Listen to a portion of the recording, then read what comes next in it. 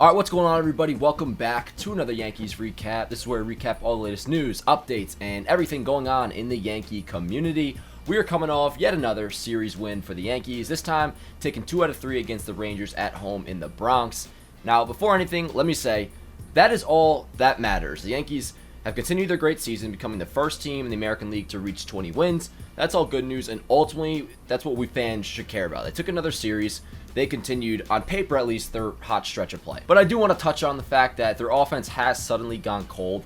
Now, the 12 games prior to the Rangers coming to town, the Yankees were averaging a very high 6.6 runs per game, which was insane, and of course led to an 11-game winning streak, and overall just a really fun brand of baseball to watch, right? And then you have this series. They scored just 5 runs in 3 games with no player collecting more than 2 hits. Stan and Gleyber, they both went deep and they looked okay, but besides that, it was not a pretty weekend in the Bronx offensively. But guys, with all that said, I'm nowhere near worrying, not in the slightest really, and largely because Judge and Rizzo, who have been like our 2 best hitters so far this season, I think we can all agree on that, they're combined 2 for their last 25. They've gone completely cold as of the last week, and that's just not going to continue. Sooner or later, they'll get back on track, and along with some other guys like Stanton and Gleyber, as I mentioned, looking better, this isn't something to, out of nowhere, consider a long-term problem.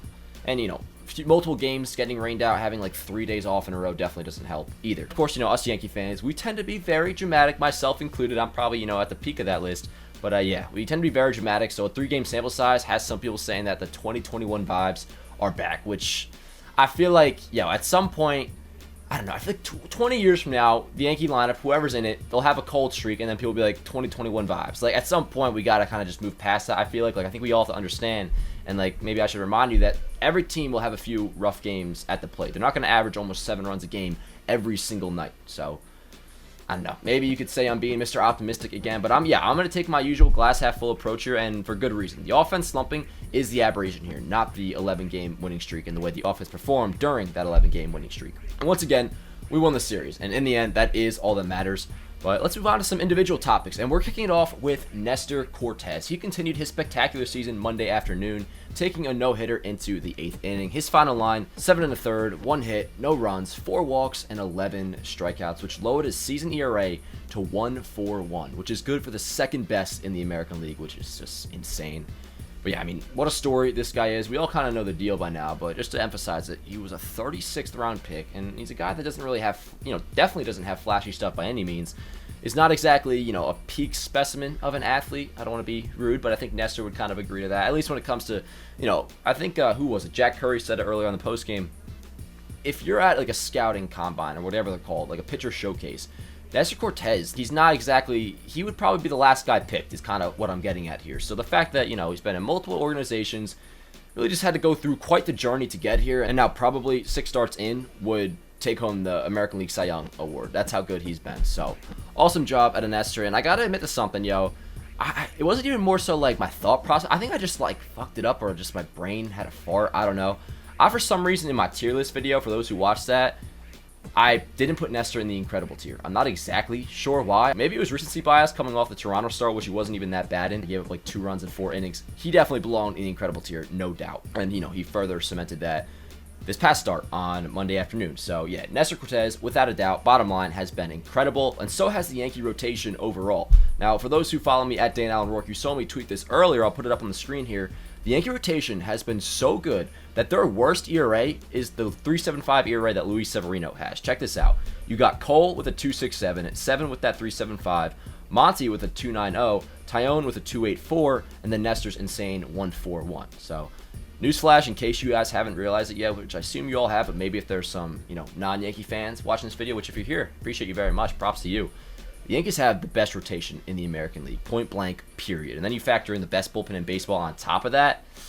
That's pretty huge for a team that has World Series aspirations. So pitching continues to look great. Gleyber Torres added another walk-off hit to his resume this weekend with a walk-off homer in the 9th inning of Game 1 in Sunday's doubleheader, which, by the way, am I the only one who has no idea what the gritty is or whatever? I mean, I do tend to kind of live under a rock, I won't deny it, but a lot of people pointed it out, I guess, once he touched home plate or something like that. I'm assuming it's like a dance, obviously, but and as I'm talking about this right now, I have not rewatched the clip in my head, at least looking for the gritty.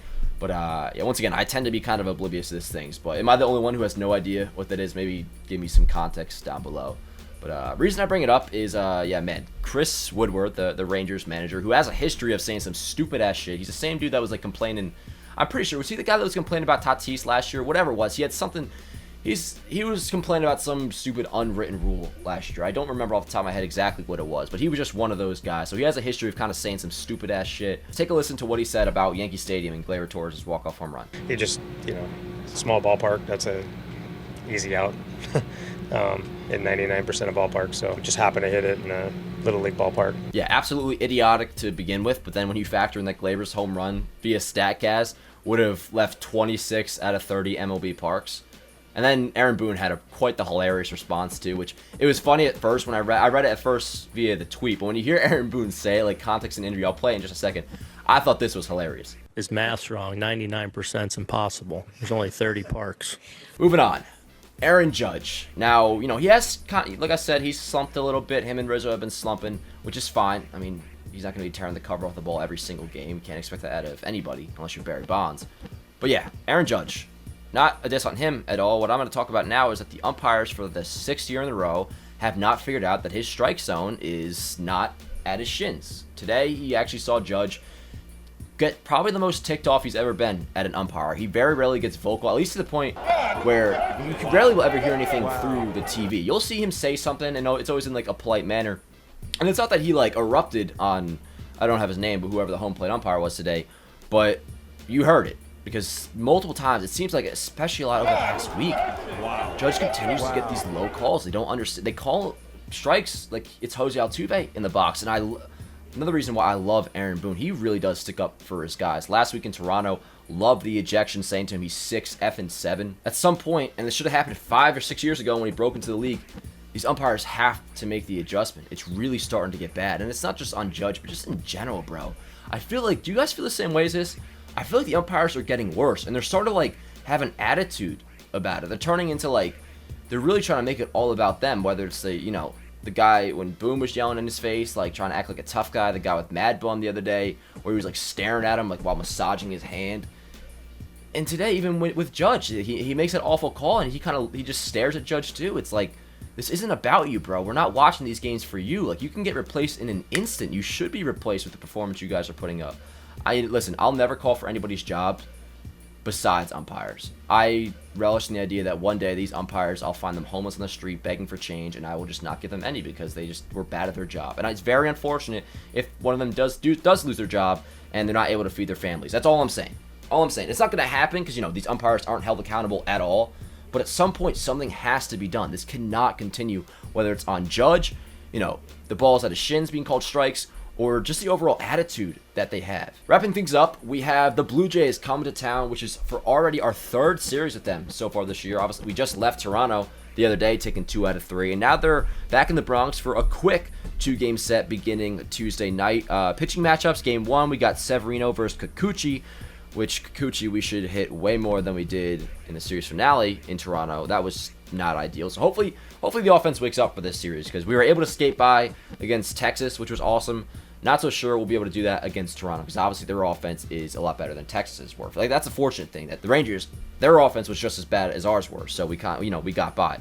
Probably not going to be the case with Toronto. So Tuesday night's matchup, Severino versus Kikuchi, and then the series finale, Tyone versus Barrios, which I don't believe, or Barrios is actually how to say it. I don't think we've seen Barrios. Also, by the way, Wednesday's game starts at 12:35, so keep that in mind. 12:35 start. I know, weird as hell. I hate weekday day games, and this one's even earlier. It's just tough with, work and shit. That's where I do, like, a lot of my John Boy shit's often during the day. Shout out Baseball Today, which I'll be editing. Best baseball show. For those who want, like, an overall, like, a broad baseball show, under 20 minutes, like, or right around 20, 25 minutes. Baseball Today on JM Baseball. Go check it out. Anyways, this series, goal has to be split. Do not lose two games. You do not want to get swept or whatever you want to call it. At the minimum, take one, and then, it's an irrelevant series, kind of just push it off in the past. If you can win both, that's obviously ideal. But, yeah, I mean, you just don't want to ever lose a series to the Blue Jays. First time around in the Bronx, early April, we split with them, 4-game set. And then most recently in Toronto, we took 2 out of 3. If we can split with them again in this quick little 2-game series, I don't think there'll be any complaints from everybody. You really just want to see the offense wake up a little bit, no doubt. That's going to do it for this one, guys. Hope you all enjoyed. I'll try to do another one of these maybe after, let me see, I got the schedule up right here. So after the Blue Jays, we got the White Sox. We're going to Chicago for that. That's a, what do we got, a 4-game set? Yeah, so we got a 4-game set in Chicago. I'll try to do maybe another one of these, maybe after the conclusion of the Blue Jay series. I don't know. We'll see. I try to be pretty fluid with these guys. But yeah, that'll do it for this video, guys. Hope you all enjoyed. I will see you guys next time. Let's go, Yankees.